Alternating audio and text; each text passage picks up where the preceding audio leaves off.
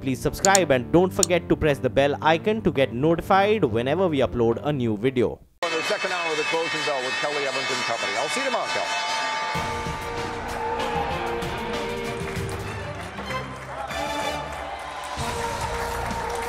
Thank you, Bill, and welcome to the closing bell, everybody. I'm Kelly Evans. Here's how we're finishing the day on Wall Street with the Dow down 31 points, the S&P down 6, the NASDAQ and the Russell 2000s down 0.25%, but these are smaller than the declines we saw this morning when markets opened. The Dow was down more than 160 points here. Managed to close down only about 30. That leaves the blue chips around 23,409. The S&P at 2578 today. General Electric extended its losses. It's down more than 10% just in the past 2 days after new CEO John Flannery outlined his restructuring plan. Coming up, is there more room to fall or is it time to buy this dip? And SEC fines falling to the lowest totals in 4 years. What it means for the future of Wall Street regulation with former SEC Commissioner Harvey Pitt. He will join us coming up. Joining me on the panel today, CNBC senior markets commentator Michael Santoli, along with Fred Lane, who's founder and managing partner at Lane Generational of Raymond James. And Charlie Babrinskoy is here. He's vice chair and head of the investment group at Ariel Investments. Welcome to everybody. The biggest winner in the Dow today was Home Depot, and it wasn't a huge mover, but they had blowout earnings. Still, it was higher by just about 1%, 1.5% there. And GE was the biggest loser, down nearly 6%. Over in the S&P, Advance Auto Parts, a huge move after its earnings beat, closed higher nearly 16%, was up more than 20% at one point in the market. Newfield Exploration, biggest loser, down 7%. GE was vying with that for the title for a while. It was another brutal day for General Electric. As you mentioned, the shares down nearly 6%, the stock down more than 10% over the last 2 days. This all goes back to the plans to cut its dividend in half and the unveiling of the restructuring yesterday. CEO John Flannery telling CNBC today that it's, quote, show me time. Michael, and investors are waiting for the results. They're waiting or unwilling to wait, and therefore you have this real 2-day liquidation in the stock. I feel as if, Flannery had, you can't fault the message, which is, look, we're doing kind of the basic operational discipline things, but it's going to be a pretty long wait. It's going to be 3 to 5 years, he said, before he expects you get a payoff. And so I think investors are basically reading that as either dead money or maybe more downside. But what I find interesting is it shows you GE is not much of a bellwether anymore, obviously, because it's very gentle moves in the broad market. The equal-weighted industrials ETF, which includes GE, but it's equal-weighted, was a little bit up on the day. Wow. So it shows you people are rotating out of it. At some point, the stock will get sold out. Hard to say when that is. Fred, are you guys a buyer here? Gosh, no, absolutely not. It's a black box, and I don't think Flannery presented any real plan other than we're going to do better. I mean, that to me is not a plan.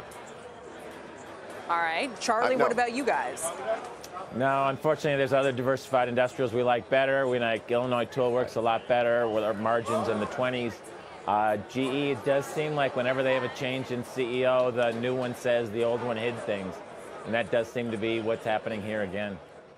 Mike, this is exactly the problem. I mean, for the issue of whether it's now time to buy, not a lot of major investors seem to be expressing that optimism that, yes, now we put things behind us. Well, first of all, it's not going to be a V bottom, most likely. It's not going to be this moment that it bottoms. It's a process. And, maybe that process is going to be hampered by the fact that it's an extremely widely owned stock that you just got great excuses to sell because if you were in it for the dividend, it's not been cut in half. And also you're going to have some tax loss selling into year end. So all these things are probably going to weigh on it. But I do think it's actually helpful that Wall Street sentiment is also very negative on it. True. You have a small minority of analysts that are still sticking with it. So all of it is sort of taking shape as at some point a contrarian buy. I think the issue is the businesses themselves are very long cycle businesses. You can't turn them very fast. It's not like you can just tweak pricing or salesman commissions and all of a sudden next quarter is going to be better. Great point. And again, those shares down nearly 6%, continuing their slide today. Tiger Global is the latest big investment firm to reveal which stocks it's been buying and selling. Leslie Picker has those details. Leslie? Hey, Kelly, that's right. Tiger Global's filing out earlier this afternoon. The firm run by Chase Coleman still liking most of the FANG stocks, increasing stakes in Amazon, Facebook, and Netflix during the quarter. They did dissolve a position in Google's parent company, Alphabet, however. The firm also appears to be very bullish on China Internet, taking new positions in Weibo and Sina and upping their stakes in Alibaba and JD.com. Tiger was also a shareholder in some of the IPOs that went public during the quarter, Roku and Despehar, and Argentinian travel site that Tiger actually owned before its IPO. Now, it's important to note that these stakes are from the end of September and may have changed in the 6 weeks since, guys. Still, Leslie, they were in all the FANGs but Alphabet, it sounds like. All the FANGs but Google. Yeah, exactly. All the FANGs but Google, Kelly. Leslie, thank you. Mike, what do you make of it? We're in the fan. I mean, it's momentum. I mean, obviously, if you are mostly growth-oriented, global growth-oriented, you're right there. I mean, that stock should be up big given those holdings, especially with all the China internet companies. Fred, as I was going to flag, I mean, these Chinese internet names have done as well, if not better, than the U.S. platforms this year. Are you guys following that trend? No, we are U.S.-centric, and the reason we are is we think there's excessive political risk as it relates to China. We've heard some rumblings about that with increasing levels of state ownership. Having said that, I think the companies that Tiger Global is focusing on, including the FANGs, are all companies favored by secular growth, and those are the themes we follow. We believe that secular growth, top-line growth, is the solution to returns. If you have top-line growth, organic growth in revenues and profitability and good returns on capital, stocks should appreciate. Yeah, that's why everybody loves these tech platforms right now. How about Goldman Sachs? The CFO, Marty Chavez, speaking at a banking conference today, and he said the outlook for the firm's trading division doesn't look that great in the company's fourth quarter. Goldman has been one of the worst performers among its peers in each of the past 3 quarters. The company down for the year, just about 1% day, about 1.5%. Charlie, what is going on with Goldman? How can they right the ship here, or does it just depend on an improving trading environment? Yeah, when people talk about a bad trading environment, that often means long and wrong. It often means that you were badly positioned for some market. Goldman has always done a very good job in commodities, and commodity markets have been particularly tough and directional. So they've lost share this year. Other people have not had the same really poor trading results that they have. I think it's a great trading firm. It absolutely is a great trading firm. I just think they've been badly positioned. So are you a buyer of Goldman here? I'm an owner. I absolutely am an owner. It's not the table pounding cheap it was a couple of years ago, but they still have a lot of the best people. They have a growing lending business, a growing asset management business that's actually very strong. And frankly, they do pretty well in the equity underwriting markets right now. All the IPOs that you're reading about coming out of China, they're participating pretty well. So it really is this trading area that's been the tough laggard this year. Fred, what's your read on what's going on at Goldman? No, I agree with what Charlie said. I mean, clearly, they do not have the same structure or asset mix that the big money center banks have. They have a much smaller lending business. I think the concern, obviously, as they get more aggressive on the lending side, is just going to be credit quality and maintaining credit quality. They're smart people. I'm not too concerned about that. I agree with Charlie. I think I think it's probably a pretty good hold at this point. And Mike, is it because the broader environment is difficult for them, or do they stick out like a sore thumb from others who are doing better? I think the broader environment mostly is what's difficult, but Goldman's business is most exposed to the trading environment. So that's why they get hit the hardest. I think when you talk about historically low levels of volatility, not just in stocks, but across asset classes, volumes follow volatility. And so I think you can give the benefit of the doubt on that. Now, you could say, well, maybe they shouldn't have that much of a skew toward those businesses, and they're trying slowly to rectify that. What about low rates? Does that hurt them as much as it would some more classic deposit bank? Yeah, I mean, not quite as much. They don't quite have that leverage. It's more probably its volumes on fixed income side, and in particular with their hedge fund clientele. So it's also the client concentration in addition to the markets they trade. All right, speaking of interest rates, a familiar face to CNBC viewers, Mohamed El-Erian is being considered for vice chair of the Federal Reserve. El-Erian is chief economic advisor at Allianz currently. He's the former CEO of PIMCO, with sources telling CNBC the vice chair announcement is not likely to happen this year. Charlie, what do you make of this move, potentially? Absolutely no way. I'd like to see who the source is for this story other than El-Erian himself. This is Mr. Why do you say that? Because this is Mr. The economy can't grow quickly, lower for longer, new normal, everything that Donald Trump believes in, El-Erian says can't happen. This is not going to happen. Fred, what do you think? I'll leave it at that. I think I'm going to leave it with Charlie's summary.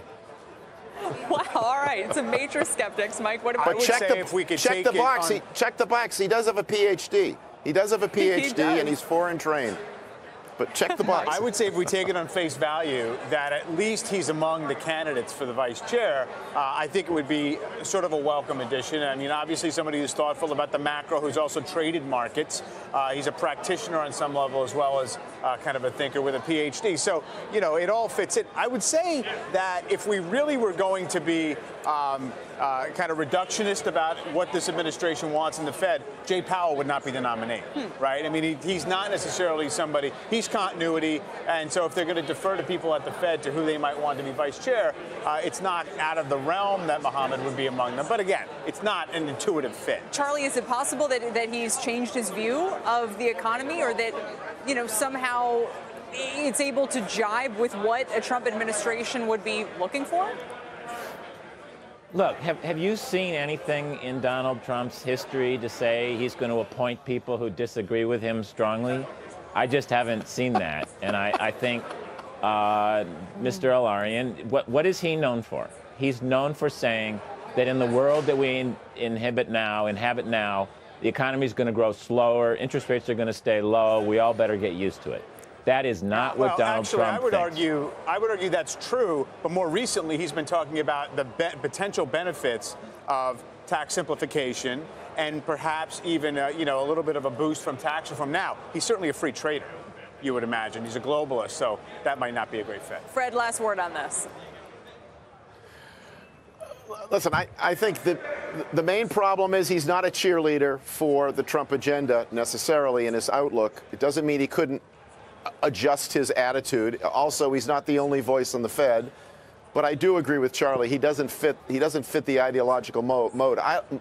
I like him very much because I think he's a straight shooter, and I agree with his positions. I think we are certainly in the developed world, the industrialized nations, we do have a lot of demographic headwinds we're facing, which are going to depress growth. We're going to have low interest rates. That's not going to help Goldman, by the way, back on the volatility issue. The defaults are always to stocks, and I think his points of view are very realistic. But that again may be a problem because they may not be consistent with more of a sales message. You're taking yourself out of the running, Fred, with this kind of talk. For sure. Let's move on I definitely am out of the running. For so many reasons, I'm out of the running. Oil stocks closed lower today after a revised demand and growth outlook from the IEA. It was weaker than expected. You can see the hit there. Now, Valero, the refiner, did manage to stay positive, but Marathon Oil down 4%, Conoco down nearly 3%. Charlie, this has been a weak area lately. Even though the oil prices moved up, what's going on? Well, we got two dissenting views of long-term demand for oil. We've got one view, which I happen to subscribe to, that says that growth is better than people expect, back to our conversations about growth. OPEC is saying demand is going to be strong, probably growing 1.5 million barrels a day over the next year or two. And then IEA came out today and said it's going to be a lot lower. So those competing views of long-term demand for oil are fighting it out right now. And we went to 57 because people were thinking there was going to be more demand. And we had a bad day today because the other side got a chance to speak. Yeah, WTI still above $55, but it was down about 2.5% today as people make sense of this all. Guys, thank you. GE down another nearly 6% today, but Chairman and CEO John Flannery, speaking exclusively on Squawk on the Street earlier today, urged investors not to give up on the stock despite the dividend cut. I don't underestimate in any sense, and I feel this deeply, the gravity of what we have had to do, and the people that rely on that dividend, especially the people who are relying on this for current income. This is a very, very tough measure, and so it's not anything we took lightly. I looked at this in very great detail, and I just felt in the end it was something we had to do. So it's not something that's easy to go through, and I'm fully cognizant of the shareholder impact on that. And are you thinking at all at this point about a path to restoring the dividend, even if it's not to where it once was? Listen, I come back to the most important thing for us to do now is improve the results of the company, improve the cash flow of the company, be incredibly disciplined about how we invest the capital of the company to the end of growing the earnings and cash. And as we grow the earnings and cash, job one, we'll move the dividend forward too. Why would I own a stock, my charitable trust does own, why would I want to own a stock if I know that 2018 is a year of massive heavy lifting? right now, why would someone buy the shares right now? I would say the outlook for the company over 3 to 5 years, what we laid it forward over 3 to 5 years, growing cash and earnings over 3 to 5 years, that's what someone should buy. So is it going to be immediate? Is it going to happen in 2 months, 4 months, 6 months? No, there's operational things we need to change to the company. Joining us now, Brian Langenberg, Principal and Industrial Strategist at Langenberg & Co., along with Gautam Khanna, who's a Senior Analyst at Cowen, for sort of a bull-bear debate here, guys, because, Brian, you're a bull because you have a hold on this stock, a $25 price target right now. What gets us from here to there? Good. Well, we did upgrade going into the meeting on Monday. It's a simple matter of earnings power. Nothing that this company has done the last few years should make you impressed. You have a new CEO who's come up internally who's got to fix the place. What we're pointing out is this, and our thesis is, pray to the, holy lady of normalized cash flow. When you look at the industrial businesses, where the power business, which is the one that really blew up, has a third of global installed base, if you can accept that they're not busted and can get free cash flow to revenue to, say, 9%, which is a reasonable number, the fair value of this company is worth $25 a share now. Okay. You're not going to hit tomorrow morning. It's buy and be patient. Gautam, you're saying this stock should be valued around 16. Why? Yeah, around 17 is our price target. I have three kind of principal arguments. One is there is no compelling sum of the parts case, so a breakup would make no economic sense. So there's no quick fix from kind of jettisoning parts of the portfolio. And that's because we actually consider things like net debt of the industrial company and some of the liabilities that are unfunded, such as underfunded pension and retiree medical and the like. That's about $37 billion that would have to go somewhere. And that would be a negative in the case of a breakup. Secondly, the hangover of poor capital allocation takes a long time to heal. And what I mean by that is the business per rating agencies would be levered approximately at 3 times right now, debt to EBITDA. Takes a long time to work that down, and as he said yesterday at the meeting, Mr. Flannery, it's not going to be worked down next year. In fact, next year the balance sheet, the debt level will expand. So what you have to hang your hat on in the interim is a dividend yield. And at approximately $17, you're at a 2.8% dividend yield. The underlying free cash flow is nil. It's close to nil next year, and it's hard to make a case. Brian, when Flannery was here this morning, he, in a very long interview, used the word cash and cash flow many, many times. Yes. He gave you the impression that they have the playbook operationally from when he was running healthcare, whether it be, financial controls, efficiencies, all the rest of it. Not necessarily very exciting. What would you be looking for in the next few quarters as signs of progress? Because probably the market's going to sniff out when things are improving before the stock really looks compellingly cheap. Right. Good question. I don't think you're going to see it the next 2 or 3 quarters. Let's step back and think about this. Earlier this year, Jeff Immelt says, I'm leaving due to lack of interest. This is not like, you're a union guy, you checked in, you got enough points to retire, okay? Then the CFO, Jeff Bornstein, goes from vice chairman to, oh, something blew up, I got to fall on my sword. Your new CFO came out of about the smallest business unit. She's been in Boston for about 20 minutes, and you're John Flannery. You've come in, you've run a couple things pretty well, and you have to fix stuff. It's a mess, and frankly, it will take 5 years to fully fix this company. The best playbook is when Dave Cote came into Honeywell about 15 years ago and said, okay, let's stop screwing around. Kind of like Vince Lombardi when he got to the Packers and they're 1-11. Should they bring Dave Cote into GE now? I think he should be on their board right now. All right, gentlemen, thank you both. Brian Langenberg, Gautam Khanna, debating the stock of the week.